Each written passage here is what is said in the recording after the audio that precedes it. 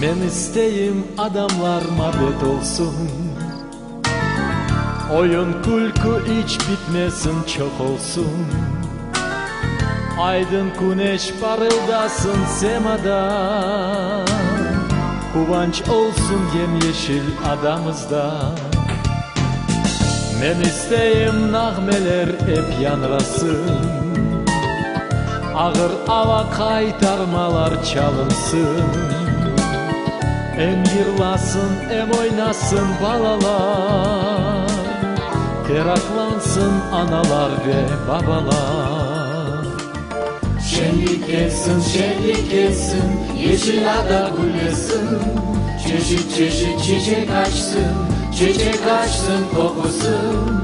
Oz yığını, oz yığını, bulbul yığmasın damda. Ne de güzel yaşaması vatanda.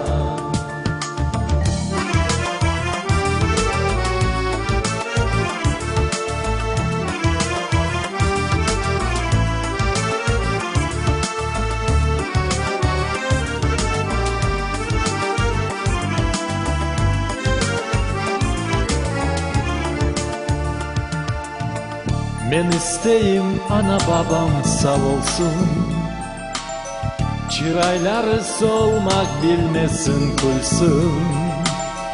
Görmesinler artık keder omurde, sevinç olsun onların yüreğinde. Şenlik gelsin, şenlik gelsin, yeşil ada güllesin. Çeşit çeşit çiçek açsın, çiçek açsın kokusun. Oz yığını, oz yığını, bulbul yığmasın damda. Ne de güzel yaşaması vatanda.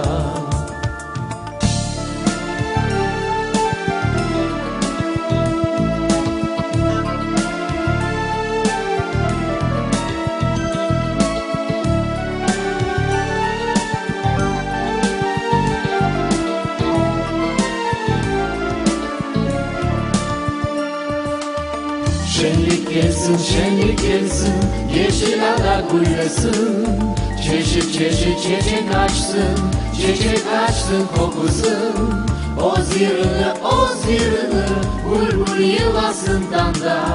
Ne de güzel yaşaması vatanda. Şenlik gelsin, şenlik gelsin, yeşil ada güllesin.